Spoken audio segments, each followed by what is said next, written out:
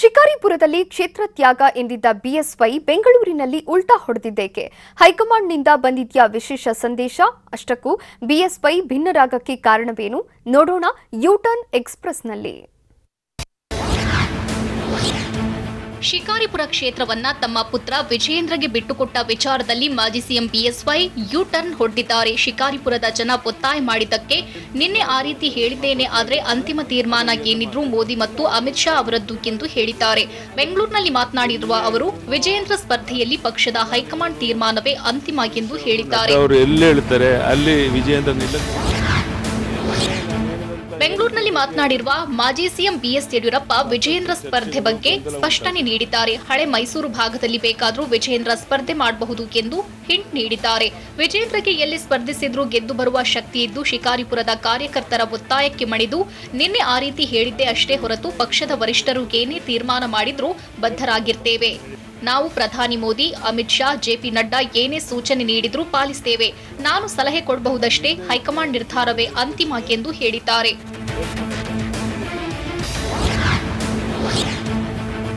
ವಿಜಯೇಂದ್ರ ಸ್ಪರ್ಧೆ ವಿಚಾರವಾಗಿ ಬಿಎಸ್ವೈ ಭಿನ್ನರಾಗ ತೆಗೆದಿದ್ದು ರಾಜ್ಯ ರಾಜಕೀಯದಲ್ಲಿ ಮತ್ತೆ ಹಲವು ಅನುಮಾನಗಳು ಹುಟ್ಟುಹಾಕಿದೆ. ಪುತ್ರನಿಗೆ ಸ್ವಯಂ ಟಿಕೆಟ್ ಘೋಷಿಸಿ ಪಕ್ಷದಲ್ಲಿ ಹೊಸ ಸಂಪ್ರದಾಯಕ್ಕೆ ನಾಂದಿ ಹಾಡಿರುವ ಆಪಾದನೆ ಎದುರಾಗುವ ಸಾಧ್ಯತೆ ಇದ್ದು, ಇದರಿಂದಾಗಿ ಪಕ್ಷದೊಳಗೆ ಬಿಜೆಪಿ ನಾಯಕರಿಂದ ಆಂತರಿಕ ಆಕ್ಷೇಪ ವ್ಯಕ್ತವಾಗಿದೆ ಎನ್ನಲಾಗಿದೆ. ಅದಕ್ಕೆ ಹೈಕಮಾಂಡ್ ವಿವೇಚನೆಯಂತೆ ಅಭ್ಯರ್ಥಿಗಳ ಆಯ್ಕೆ ನಡೆಯುತ್ತೆ ಎಂದು ಭಿನ್ನರಾಗ ಹಾಡಿದ್ದಾರೆ ಎಂದು ಹೇಳಲಾಗುತ್ತಿದೆ. ಬಿಎಸ್ವೈ ಯೂಟರ್ನ್ ಹೇಳಿಕೆಯಿಂದ ವಿಜಯೇಂದ್ರ ಸ್ಪರ್ಧೆಯ ಚೆಂಡು ಹೈಕಮಾಂಡ್ ಅಂಗಳಕ್ಕೆ ತಲುಪಿದೆ ಎಂದು ಹೇಳಲಾಗುತ್ತಿದೆ. 2018ರಲ್ಲಿ ವರುಣಾ ಕ್ಷೇತ್ರದಿಂದ ವಿಜಯೇಂದ್ರ ಸ್ಪರ್ಧಿಸುತ್ತಾರೆ ಎನ್ನಲಾಗಿತ್ತು. ಆದರೆ ನಾಮಪತ್ರ ಸಲ್ಲಿಕೆಗೆ ಕೇವಲ 12 ಗಂಟೆ ಬಾಕಿ ಇರುವಾಗಲೇ ಬಿಗ್ ಶಾಕ್ ಎದುರಾಗಿತ್ತು. ಬಿವೈ ವಿಜಯೇಂದ್ರಗೆ ನಾಮಪತ್ರವನ್ನ ಸಲ್ಲಿಸದಂತೆ ಹೈಕಮಾಂಡ್ ಸೂಚಿಸಿತ್ತು. ಇನ್ನು ಪರಿಷತ್ ಚುನಾವಣೆಯಲ್ಲಿ ಸಂಭಾವ್ಯ ಅಭ್ಯರ್ಥಿಗಳ ಪಟ್ಟಿಗೆ ವಿಜಯೇಂದ್ರ ಹೆಸರು ಸೇರಿಸಿ ಕೊನೆ ಕ್ಷಣದಲ್ಲಿ ಕೈಬಿಡಲಾಗಿತ್ತು. ಇದೀಗ ಕುತೂಹಲ ಯಥಾಸ್ಥಿತಿ ಮುಂದುವರೆದಿದೆ.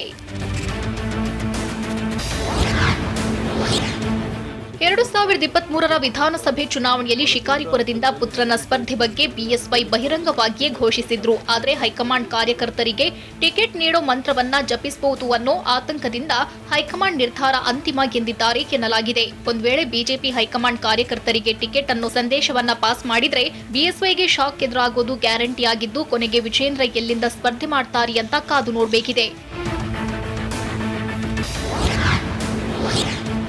ಬಿಎಸ್ವೈ ಭಿನ್ನರಾಗದ ಮಾತಿಗೆ ದಾವಣಗೆರೆ ಸಂಸದ ಜಿಎಂ ಸಿದ್ದೇಶ್ವರ್ ಪ್ರತಿಕ್ರಿಯೆ ನೀಡಿದ್ದಾರೆ. ಯಡಿಯೂರಪ್ಪನವರ ಮಾತಿನಲ್ಲಿ ಖಂಡಿತ ತಪ್ಪಿಲ್ಲವೆಂದು ಹೇಳಿದ್ದಾರೆ. ದಾವಣಗೆರೆಯಲ್ಲಿ ಮಾತನಾಡಿದ ಅವರು, ಯಡಿಯೂರಪ್ಪನವರು ನಮ್ಮ ನಾಯಕರು, 4 ಬಾರಿ ಮುಖ್ಯಮಂತ್ರಿಯಾದರು.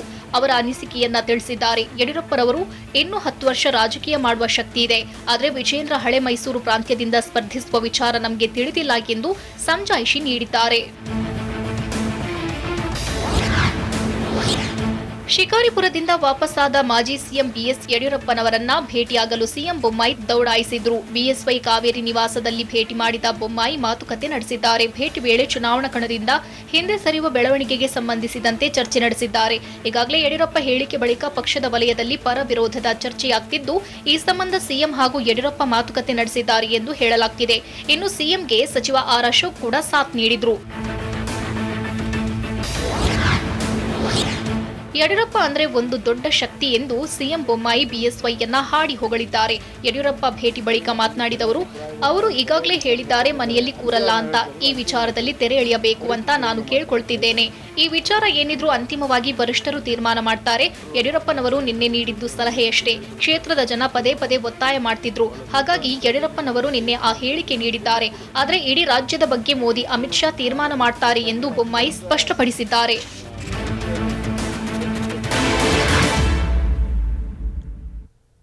ಬೀದಿಗೆ ಬಂದ ಕೈ ನಾಯಕರ ಬೇಗುದಿ, ಬಂಡೆಗೆ ಡಿಚ್ಚಿ ಕೊಟ್ಟ ಜಮೀರ್ ಅಹಮದ್.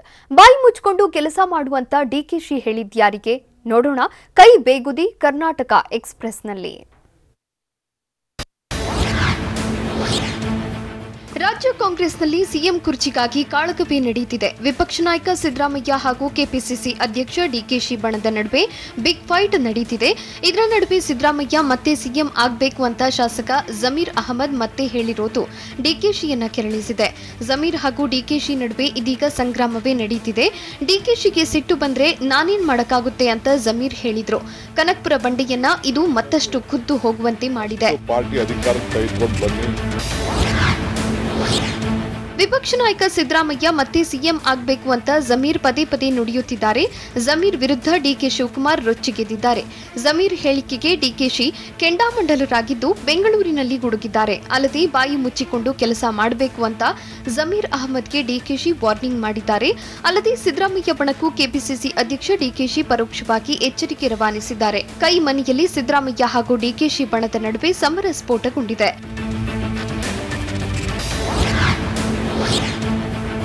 ಕಾಂಗ್ರೆಸ್ನಲ್ಲಿ ಅಧಿಕಾರಕ್ಕೇರು ಮುನ್ನವೇ ಕುರ್ಚಿಗಾಗಿ ಸಿದ್ದು ಹಾಗೂ ಡಿಕೆಶಿ ನಡುವೆ ಓಪನ್ ಫೈಟ್ ನಡೆಯುತ್ತಿದೆ.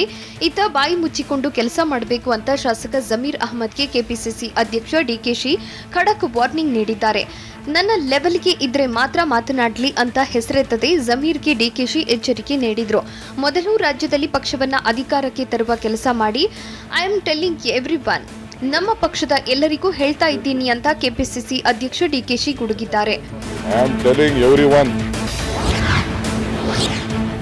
ವ್ಯಕ್ತಿ ಪೂಜೆ ಬಿಟ್ಟು ಪಕ್ಷಕ್ಕಾಗಿ ಕೆಲಸ ಮಾಡಿ ಅಂತ ಸಿದ್ದರಾಮಯ್ಯ ಬಣದ ನಾಯಕರಿಗೆ ಡಿಕೆಶಿ ಪರೋಕ್ಷವಾಗಿ ವಾರ್ನಿಂಗ್ ಕೊಟ್ಟಿದ್ದಾರೆ. ಮೊದಲು ಪಕ್ಷವನ್ನ ಅಧಿಕಾರಕ್ಕೆ ತರುವ ಕೆಲಸ ಮಾಡಿ, ನಿಮ್ಮ ಸಮುದಾಯಗಳನ್ನ ಕಾಂಗ್ರೆಸ್ನತ್ತ ಸೆಳೆಯಿರಿ. ವ್ಯಕ್ತಿ ಪೂಜೆ ಬಿಟ್ಟು ಪಕ್ಷಕ್ಕಾಗಿ ಕೆಲಸ ಮಾಡಿ. ಸದ್ಯಕ್ಕೆ ಯಾವುದೇ ಹುದ್ದೆ ಖಾಲಿ ಇಲ್ಲ. ಎಲ್ಲಾ ಶಾಸಕರು ಕೂಡ ಮುಖ್ಯಮಂತ್ರಿ ಅಭ್ಯರ್ಥಿ ಅಂತ ಕೆಪಿಸಿಸಿ ಅಧ್ಯಕ್ಷ ಡಿಕೆ ಶಿವಕುಮಾರ್ ಸಿದ್ದು ಬಣಕ್ಕೆ ಟಾಂಗ್ ಕೊಟ್ಟಿದ್ದಾರೆ. ಕಾಂಗ್ರೆಸ್ ಜೊತೆ ಸಿದ್ದರಾಮಯ್ಯ ಹೆಸರು ಹೇಳಿದ್ರೆ ಕಾಂಗ್ರೆಸ್ಗೆ ಅಧಿಕಾರ ಅಂತ ಮತ್ತೆ ಡಿಕೆಶಿ ನಾಯಕತ್ವಕ್ಕೆ ಜಮೀರ್ ಅಹಮದ್ ಖಾನ್ ಟಾಂಗ್ ಕೊಟ್ಟಿದ್ದಾರೆ. ರಾಜ್ಯದಲ್ಲಿ ಅಧಿಕಾರಕ್ಕೇರಲು ಕಾಂಗ್ರೆಸ್ ಪಕ್ಷದ ಹೆಸರು ಫಸ್ಟ್, ಆಮೇಲೆ ಸಿದ್ದರಾಮಯ್ಯ ಹೆಸರು ಹೇಳಬೇಕು ಅಂತ ಬೆಳಗಾವಿಯಲ್ಲಿ ಸುದ್ದಿಗೋಷ್ಠಿ ನಡೆಸಿ ಜಮೀರ್ ಹೇಳಿದ್ರು. ಮೊದಲಿಗೆ ಕಾಂಗ್ರೆಸ್, ಆಮೇಲೆ ಸಿದ್ದರಾಮಯ್ಯ. ಇದು ಹೈಕಮಾಂಡ್ಗೂ ಗೊತ್ತಿರುವ ಸತ್ಯ. ಸಿಎಂ ಹೆಸರು ಘೋಷಿಸೋದು ಹೈಕಮಾಂಡ್ಗೆ ಬಿಟ್ಟ ವಿಚಾರ. ಸಿದ್ದರಾಮಯ್ಯರೇ ಸಿಎಂ ಆಗಬೇಕೆಂದು ನನ್ನ ಅಭಿಪ್ರಾಯ ಅಂತ ಬೆಳಗಾವಿಯಲ್ಲಿ ಶಾಸಕ ಜಮೀರ್ ಅಹಮದ್ ಖಾನ್ ಡಿಕೆಶಿಗೆ ಟಾಂಗ್ ಕೊಟ್ಟರು. ಸಿದ್ದರಾಮಯ್ಯನವರೇ ಮುಂದಿನ ಸಿಎಂ ಎಂಬ ಜಮೀರ್ ಅಹಮದ್ ಹೇಳಿಕೆಗೆ ಡಿಕೆಶಿ ಉರಿದುರಿದು ಬಿದ್ದಿದ್ದಾರೆ. ಇತ್ತ ಬಾಯಿ ಮುಚ್ಚಿಕೊಂಡು ಕೆಲಸ ಮಾಡಿ ಎಂದ ಡಿಕೆಶಿಗೆ ಜಮೀರ್ ತಿರುಗೇಟು ನೀಡಿದ್ರು.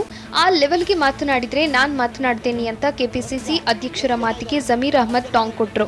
ಡಿಕೆಶಿ ಲೆವೆಲ್ ಮಾತಿಗೆ ದೊಡ್ಡವರಾಗಲಿ, ಪಕ್ಷದ ಜೊತೆ ವ್ಯಕ್ತಿ ಪೂಜೆ ಮಾಡಬೇಕಾಗುತ್ತೆ ಅಂತ ಡಿಕೆಶಿಗೆ ಜಮೀರ್ ಖಡಕ್ ಟಾಂಗ್ ಕೊಟ್ರು.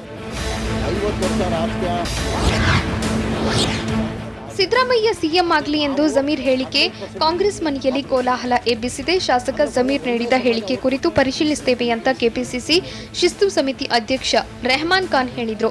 ಹಿಂದೆಯೂ ಶಾಸಕ ಜಮೀರ್ಗೆ ಎಚ್ಚರಿಕೆ ನೀಡಲಾಗಿತ್ತು. ಮತ್ತೆ ಶಾಸಕ ಜಮೀರ್ ಅಹಮದ್ರನ್ನ ಕರೆದು ಮಾತನಾಡ್ತೇನೆ. ಯಾರೋ ಒಬ್ಬರ ಹೇಳಿಕೆಯಿಂದ ಯಾರೂ ಸಿಎಂ ಆಗೋದಿಲ್ಲ. ಎಲ್ಲಾ ವಿಚಾರಗಳ ಬಗ್ಗೆ ಪಕ್ಷದ ಹೈಕಮಾಂಡ್ ನಿರ್ಧರಿಸುತ್ತೆ ಅಂತ ಕೆಪಿಸಿಸಿ ಶಿಸ್ತು ಸಮಿತಿ ಅಧ್ಯಕ್ಷ ರೆಹಮಾನ್ ಖಾನ್ ಹೇಳಿದ್ರು. ಸಿಎಂ ಅಭ್ಯರ್ಥಿಯನ್ನ ತೀರ್ಮಾನಿಸೋದು ಹೈಕಮಾಂಡ್ ನೇತೃತ್ವದಲ್ಲಿ ನಿರ್ಣಯಗಳು ನಡೆಯೋದು ಅಂತ ಮೈಸೂರಿನಲ್ಲಿ ಕಾಂಗ್ರೆಸ್ ನಾಯಕ ಮಲ್ಲಿಕಾರ್ಜುನ್ ಖರ್ಗೆ ಹೇಳಿದ್ರು. ಬೆಂಗಳೂರು, ಮೈಸೂರು ಹಾಗೂ ಕಲಬುರಗಿಯಲ್ಲಿ ನಡೆಯಲ್ಲ. ಮೊದಲು ಕಾಂಗ್ರೆಸ್ ಪಕ್ಷವನ್ನ ಎಲ್ಲರೂ ಕಟ್ಟಲೇಬೇಕು. ಕಾಂಗ್ರೆಸ್ ಅನ್ನ ಅಧಿಕಾರಕ್ಕೆ ತರಲು ಸಂಖ್ಯಾಬಲ ಮಾಡಿಕೊಳ್ಳಿ. ಯಾರನ್ನ ಕ್ಯಾಪ್ಟನ್ ಮಾಡಬೇಕೆಂದು ಅವರೇ ಯೋಚಿಸುತ್ತಾರೆ ಅಂತ ಸಿಎಂ ಕುರ್ಚಿ ಕಾಳಗಕ್ಕೆ ಮಲ್ಲಿಕಾರ್ಜುನ್ ಖರ್ಗೆ ಟಾಂಗ್ ನೀಡಿದ್ದಾರೆ. ಸಿದ್ದರಾಮಯ್ಯ ಮತ್ತು ಡಿಕೆ ಶಿವಕುಮಾರ್ಗೆ ಸಿಎಂ ಕುರ್ಚಿ ರೇಸ್ಗೆ ಕೈನಲ್ಲೇ ಅಪಸ್ವರ ಸ್ಫೋಟಗೊಂಡಿದೆ. ಕುರ್ಚಿ ಮೊದಲು ಸ್ವಂತ ಬಲದ ಮೇಲೆ ಅಧಿಕಾರಕ್ಕೆ ಬರಬೇಕು ಅಂತ ಬೆಂಗಳೂರಿನಲ್ಲಿ ಟಿವಿ9ಗೆ ಎಂಬಿ ಪಾಟೀಲ್ ಹೇಳಿದ್ರು. ಬಳಿಕ ಸಿಎಂ ಸ್ಥಾನದ ಕುರಿತು ನಮ್ಮ ಹೈಕಮಾಂಡ್ ನಿರ್ಧರಿಸುತ್ತೆ. ಅಧಿಕಾರಕ್ಕೆ ಬಂದ ಮೇಲೆ ಸಿಎಂ ಅಭ್ಯರ್ಥಿ ಯಾರೆಂದು ಸೋನಿಯಾ ಗಾಂಧಿ ಸಿಎಂ ಅಭ್ಯರ್ಥಿಯನ್ನ ನಿರ್ಧರಿಸುತ್ತಾರೆ. ಕಾಂಗ್ರೆಸ್ನಲ್ಲಿ ವ್ಯಕ್ತಿ ಪೂಜೆ ನಡೆಯೋಲ್ಲ, ಪಕ್ಷ ಪೂಜೆ ಮಾತ್ರ ಅಂತ ಕೆಪಿಸಿಸಿ ಪ್ರಚಾರ ಸಮಿತಿ ಅಧ್ಯಕ್ಷ ಎಂಬಿ ಪಾಟೀಲ್ ಸಿಎಂ ಕುರ್ಚಿ ಕಾಳಗಕ್ಕೆ ಟಾಂಗ್ ಕೊಟ್ರು.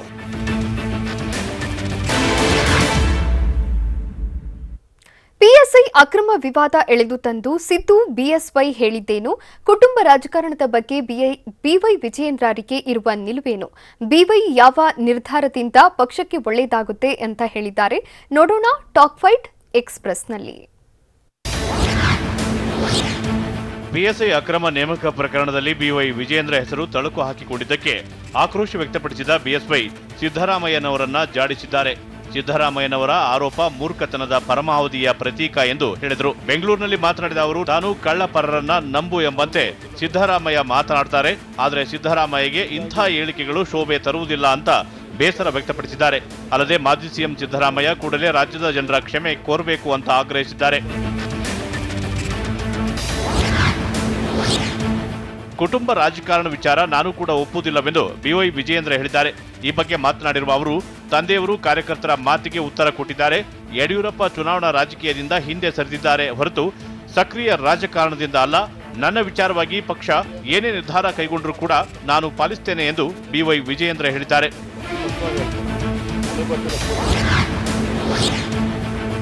ಯಡಿಯೂರಪ್ಪ ತೆಗೆದುಕೊಳ್ಳುವ ನಿರ್ಧಾರ ಪಕ್ಷಕ್ಕೆ ಅನುಕೂಲವಾಗಲಿದೆ ಅಂತ ಮಾಜಿ ಸಚಿವ ಕೆಎಸ್ ಈಶ್ವರಪ್ಪ ಹೇಳಿದ್ದಾರೆ. ಬೆಂಗಳೂರಿನಲ್ಲಿ ಮಾತನಾಡಿದ ಅವರು, ಶಿಕಾರಿಪುರ ಕ್ಷೇತ್ರ ಮತ್ತು ಸ್ಪರ್ಧೆಯ ಬಗ್ಗೆ ರಾಜ್ಯ ಮತ್ತು ಪಕ್ಷಕ್ಕೆ ಅನುಕೂಲ ಆಗುವ ರೀತಿ ಬಿಎಸ್ವೈ ತೀರ್ಮಾನ ಕೈಗೊಂಡಿದ್ದಾರೆ. ಯಡಿಯೂರಪ್ಪ ಕೈಗೊಂಡ ನಿರ್ಧಾರವನ್ನ ಜನ ಇಷ್ಟಪಡುತ್ತಿದ್ದಾರೆ. ಬಿಎಸ್ವೈ ವಿಶೇಷತೆಯನ್ನ ರಾಜ್ಯದ ಜನ ಅರ್ಥ ಮಾಡಿಕೊಂಡಿದ್ದಾರೆ ಎಂದು ಬಿಎಸ್ವೈ ನಿರ್ಧಾರವನ್ನ ಸ್ವಾಗತಿಸಿದ್ದಾರೆ. ಕಾಂಗ್ರೆಸ್ ಜೊತೆ ಸಿದ್ದು ಹೆಸರು ಹೇಳಿದ್ರೆ ಕಾಂಗ್ರೆಸ್ಗೆ ಅಧಿಕಾರಕ್ಕೆ ಬರುತ್ತೆ ಎಂದು ಕೆಪಿಸಿಸಿ ಅಧ್ಯಕ್ಷ ಡಿಕೆ ಶಿವಕುಮಾರ್ಗೆ ಶಾಸಕ ಜಮೀರ್ ಅಹಮದ್ ಟಾಂಗ್ ಕೊಟ್ಟಿದ್ದಾರೆ. ಬೆಳಗಾವಿಯಲ್ಲಿ ಮಾತನಾಡಿದ ಅವರು, ರಾಜ್ಯದಲ್ಲಿ ಅಧಿಕಾರಕ್ಕೇರಲು ಕಾಂಗ್ರೆಸ್ ಪಕ್ಷದ ಹೆಸರು ಫಸ್ಟ್ ಹೇಳಬೇಕು, ಆಮೇಲೆ ಸಿದ್ದರಾಮಯ್ಯ ಹೆಸರು ಹೇಳಬೇಕು. ಇದು ಹೈಕಮಾಂಡ್ಗೂ ಗೊತ್ತಿರುವ ಸತ್ಯ ಎಂದು ಡಿಕೆಶಿಗೆ ಪರೋಕ್ಷವಾಗಿ ತಿವಿದಿದ್ದಾರೆ. ಇನ್ನು ಸಿಎಂ ಹೆಸರು ಘೋಷಣೆ ಹೈಕಮಾಂಡ್ಗೆ ಬಿಟ್ಟ ವಿಚಾರವಾಗಿದೆ. ಆದರೆ ಸಿದ್ದರಾಮಯ್ಯನವರೇ ಸಿಎಂ ಆಗಬೇಕು ಎಂಬುದು ನನ್ನ ಅಭಿಪ್ರಾಯ ಎಂದು ಹೇಳಿದರು. ಬೆಳಗಾವಿಯಲ್ಲಿ ಕಾಂಗ್ರೆಸ್ ಅಲ್ಪಸಂಖ್ಯಾತ ನಾಯಕರ ಚಿಂತನಾ ಸಭೆಯಲ್ಲಿ ಜಮೀರ್ ಅಹಮದ್ ಅವರನ್ನ ಸತೀಶ್ ಜಾರಕಿಹೊಳಿ ಹಾಡಿ ಹೊಗಳಿದ್ದಾರೆ.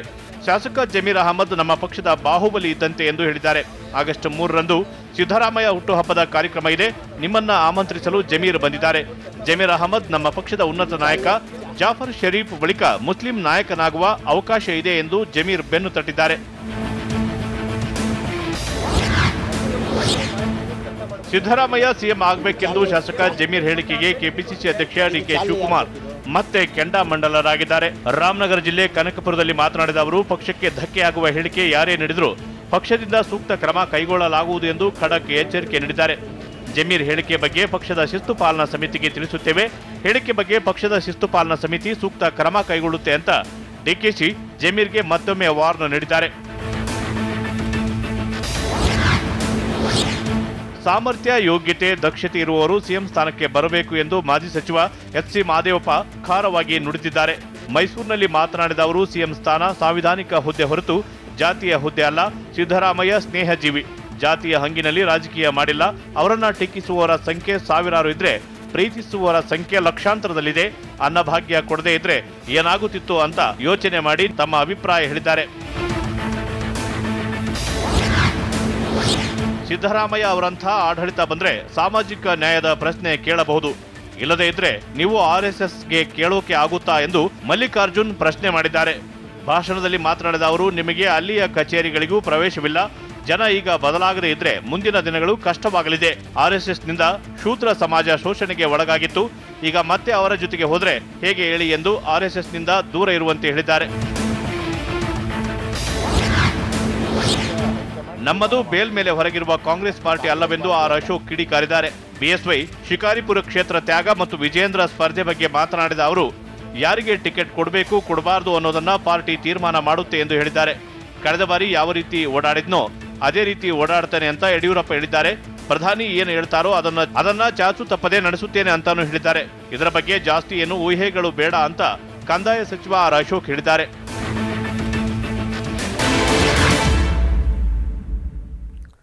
ಏಕಾಏಕಿ ವಿಧಾನಸೌಧಕ್ಕೆ ನುಗ್ಗಿದ ನಾಗರಹಾವು ಮಾಡಿದ್ದೇನು? ಸಿಲಿಂಡರ್ ಸ್ಫೋಟಕ್ಕೆ ಮನೆ ಧಗಧಗಿಸಿದ್ದು ಎಲ್ಲಿ? ಡೆತ್ ನೋಟ್ನಲ್ಲಿ ಸಿಕ್ಕಿದ್ಯಾ ಸ್ಟಾಫ್ ನರ್ಸ್ ಸಾವಿನ ಸೀಕ್ರೆಟ್? ನೋಡೋಣ ಬೆಂಗಳೂರು ಎಕ್ಸ್‌ಪ್ರೆಸ್‌ನಲ್ಲಿ. ವಿಧಾನಸೌಧಕ್ಕೆ ನಾಗರಹಾವು ಎಂಟ್ರಿ ಕೊಟ್ಟಿತ್ತು. ಏಕಾಏಕಿ ನಾಗರಹಾವು ಪ್ರತ್ಯಕ್ಷವಾಗಿ ಕೆಲಕಾಲ ಆತಂಕ ಸೃಷ್ಟಿಸಿತ್ತು. ವಿಧಾನಸೌಧದ ಕೆಂಗಲ್ ಹನುಮಂತಯ್ಯ ಪ್ರತಿಮೆ ಎದುರಿರುವ ರಸ್ತೆಯಲ್ಲಿ ನಾಗರಹಾವು ಪ್ರತ್ಯಕ್ಷವಾಗಿದ್ದು, ಬಳಿಕ ಅದು ರಸ್ತೆ ದಾಟಿ ಹೋಗಿದೆ. ಕೊನೆ ಶನಿವಾರ ಆಗಿದ್ರಿಂದ ವಿಧಾನಸೌಧದಲ್ಲಿ ಕಡಿಮೆ ಜನಜಂಗುಳಿ ಇತ್ತು. ನಾಗರಹಾವು ನೋಡಿ ಅಲ್ಲಿನ ಸಿಬ್ಬಂದಿಗೆ ಕೆಲಕಾಲ ಆತಂಕಕ್ಕೀಡಾಗಿದ್ರು. ಬೆಂಗಳೂರಿನಲ್ಲಿ ರಾಜ್ಯದ ಪ್ರತಿಷ್ಠಿತ ಮತ್ತೊಂದು ಶಾಲೆಯ ಮೇಲೆ ಎಫ್ಐಆರ್ ದಾಖಲಾಗಿದೆ. ಇಲಾಖೆಯ ಅನುಮತಿ ಪಡೆಯದೆ ಶಾಲೆ ನಡೆಸುತ್ತಿರುವ ಆರ್ಕಿಡ್ ಇಂಟರ್ನ್ಯಾಷನಲ್ ಶಾಲೆ ವಿರುದ್ಧ ಎಫ್ಐಆರ್ ದಾಖಲಿಸಲಾಗಿದೆ. ಅಲ್ಲದೆ ಪೋಷಕರಿಂದ ಲಕ್ಷ ಹಣ ಸುಲಿಗೆ ಮಾಡುತ್ತಿರೋ ಆರೋಪ ಕೇಳಿಬಂದಿದೆ. ಬೆಂಗಳೂರಿನ ವರ್ತೂರು ಬಳಿಯ ಹರಳೂರು ರಸ್ತೆಯಲ್ಲಿ ಆರ್ಕಿಡ್ ಇಂಟರ್ನ್ಯಾಷನಲ್ ಶಾಲೆ ಇದೆ. ಪ್ರಸಕ್ತ ವರ್ಷಕ್ಕೆ 77ಕ್ಕೂ ಹೆಚ್ಚು ಮಕ್ಕಳ ದಾಖಲೆ ಪಡೆದು ವಂಚನೆ ಮಾಡಲಾಗಿದೆಯಂತೆ. ಶಾಲೆಯ ವಿರುದ್ಧ ಕ್ರಿಮಿನಲ್ ಕೇಸ್ ಕೂಡ ದಾಖಲಾಗಿದೆ. ಬೆಂಗಳೂರಿನಲ್ಲಿ ಆರ್ಕಿಡ್ ಇಂಟರ್ನ್ಯಾಷನಲ್ ಶಾಲೆ ಕಳ್ಳಾಟ ಬಯಲಾಗಿದೆ. ಕಳೆದ 1 ವಾರದ ಹಿಂದೆ ಮಾಗಡಿ ರಸ್ತೆಯ ಶಾಲೆಯ ವಿರುದ್ಧ ಎಫ್ಐಆರ್ ದಾಖಲಾಗಿತ್ತು. ಮಾಗಡಿ ರಸ್ತೆಯಲ್ಲಿರುವ ಆರ್ಕಿಡ್ ಇಂಟರ್ನ್ಯಾಷನಲ್ ಶಾಲೆ ವಿರುದ್ಧ ಸ್ಫೋಟಕ ಆರೋಪ ಕೇಳಿಬಂದಿತ್ತು. 1ರಿಂದ 7ನೇ ತರಗತಿವರೆಗೆ ಶಾಲೆ ಆರಂಭಿಸಿ ಪೋಷಕರಿಂದ ಶುಲ್ಕ ಸುಲಿಗೆಯನ್ನ ಮಾಡಿದ್ದಾರೆ ಎನ್ನಲಾಗಿದೆ. ಸದ್ಯ ಶಾಲೆಗೆ ಅನುಮತಿ ಇಲ್ಲದ ಕಾರಣ ಮಕ್ಕಳ ಸ್ಥಿತಿ ಅತಂತ್ರವಾಗಿದೆ. ಇದರ ನಡುವೆ ಈಗ ವರ್ತೂರು ಬಳಿಯ ಹರಳೂರು ರಸ್ತೆಯಲ್ಲಿರೋ ಶಾಲೆ ವಿರುದ್ಧ ಎಫ್ಐಆರ್ ದಾಖಲಾಗಿದೆ. 2 ಶಾಲೆಯ ಮಕ್ಕಳನ್ನ ಬೇರೆಡೆಗೆ ಸ್ಥಳಾಂತರಿಸಲು ಶಿಕ್ಷಣ ಇಲಾಖೆ ಆದೇಶಿಸಿದೆ.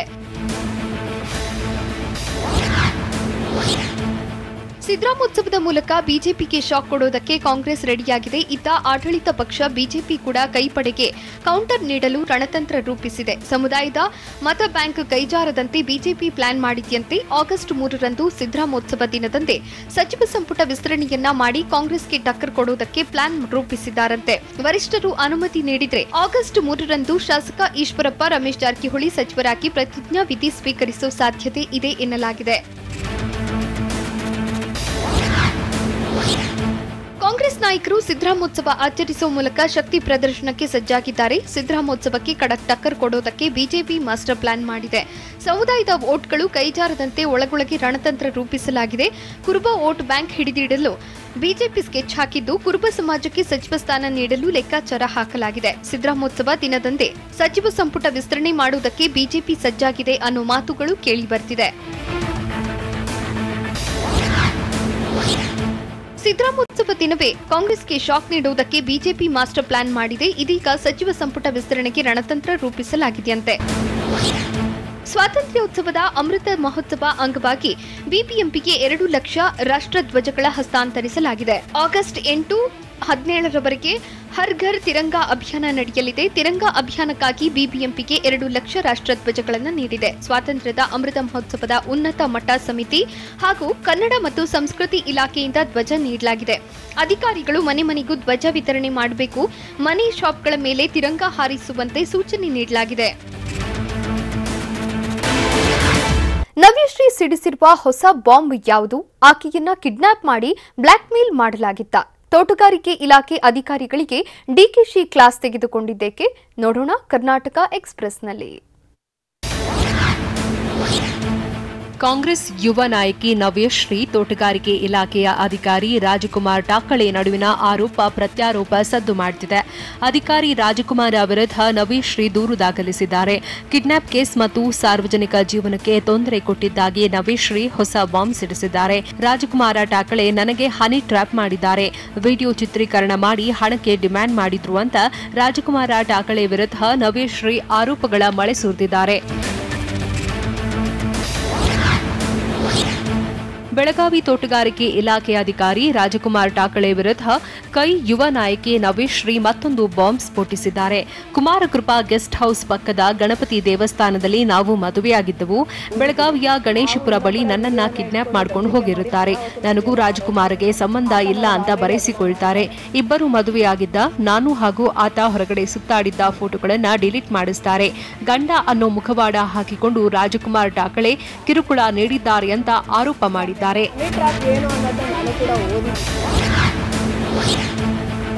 ಲಾರಿ ತಡೆದು ದರೋಡೆ ಮಾಡಿದ್ದ 5 ಆರೋಪಿಗಳನ್ನು ಕೋಲಾರ ಪೊಲೀಸರು ಅರೆಸ್ಟ್ ಮಾಡಿದ್ದಾರೆ. ಜೂನ್ 18ರಂದು ಬಂಗಾರಪೇಟೆಯಿಂದ ತಮಿಳುನಾಡಿಗೆ ಹೋಗುತ್ತಿದ್ದ ಲಾರಿಯನ್ನು ತಡೆದು ಡ್ರೈವರ್ ರಾಮಕೃಷ್ಣ ಮೇಲೆ ಹಲ್ಲೆ ನಡೆಸಿ 4.34 ಲಕ್ಷ ರೂಪಾಯಿ ದರೋಡೆ ಮಾಡಲಾಗಿತ್ತು. ಕಾಮಸಮುದ್ರ ಪೊಲೀಸರ ಕಾರ್ಯಾಚರಣೆ ನಡೆಸಿ ನಾಗೇಶ್, ಸೈಯದ್ ಪಾಷಾ, ಜಬೀವುಲ್ಲಾ, ಸದ್ದಾ ಹುಸೇನ್ ಮತ್ತು ಚಿನ್ನಸ್ವಾಮಿಯನ್ನು ಬಂಧಿಸಿದ್ದಾರೆ. ಕೆಡಿಪಿ ಸಭೆಯಲ್ಲಿ ಚಪ್ಪಲಿ ಧರಿಸಿ ಬಂದಿದ್ದ ಅಧಿಕಾರಿಗೆ ಕೆಪಿಸಿಸಿ ಅಧ್ಯಕ್ಷ ಡಿಕೆ ಶಿವಕುಮಾರ್ ತರಾಟೆ ತೆಗೆದುಕೊಂಡಿದ್ದಾರೆ. ಕನಕಪುರದ ನಗರಸಭೆಯ ಸಭಾಂಗಣದಲ್ಲಿ ನಡೆದ ಕೆಡಿಪಿ ಸಭೆಯಲ್ಲಿ ತೋಟಗಾರಿಕೆ ಇಲಾಖೆಯ ಹಿರಿಯ ಸಹಾಯಕ ನಿರ್ದೇಶಕ ಶ್ರೀನಿವಾಸ್ ಗೌಡಗೆ ತರಾಟೆ ತೆಗೆದುಕೊಂಡಿದ್ದಾರೆ. ನೀನು ಅಧಿಕಾರಿನ ಅಥವಾ ಹಳ್ಳಿಗೆ